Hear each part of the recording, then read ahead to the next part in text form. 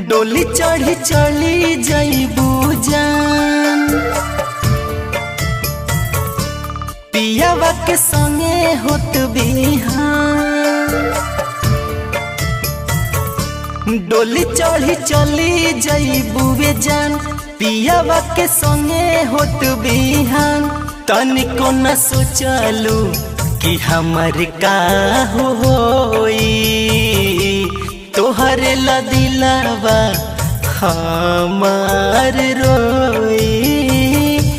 मन कहीं लगी ना ए जान, दुनिया लगी तो हो बिन बिरान।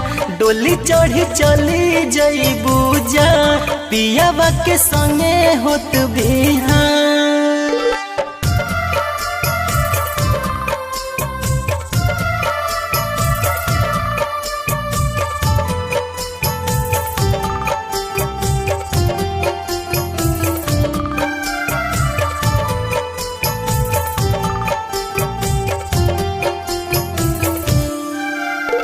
छोड़ी हम के जइबू, याद बड़ी आइबू।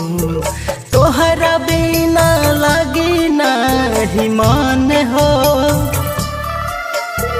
छोड़ी हम के जइबू, याद बड़ी आइबू। तोहरा बिना लगी नाही मन हो, एहू मोरा जान तोहरा बिन जी के ककर। तोहर ही याद में हम घुट घुट के मार। मन कहीं लगी ना ए जान, दुनिया लगी तो हो बिन बिरान। डोली चढ़ी चली जइबू जान, पियावा के संगे होत बिहान। म्यूजिक बाय विपिनेश प्रेमी।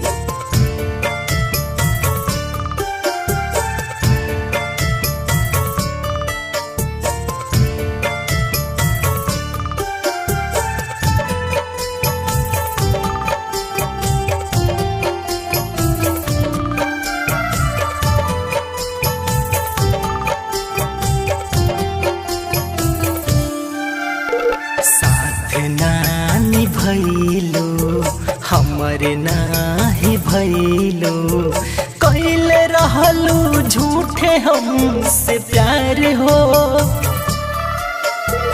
कसम वादा कैलो तू बदल गइलो, कैलो नाही हमर इंतजार हो। जिंदगी कैलू बलराज के बर्बाद हो, छिन के खुशी गइलू रहबू ना आबाद हो।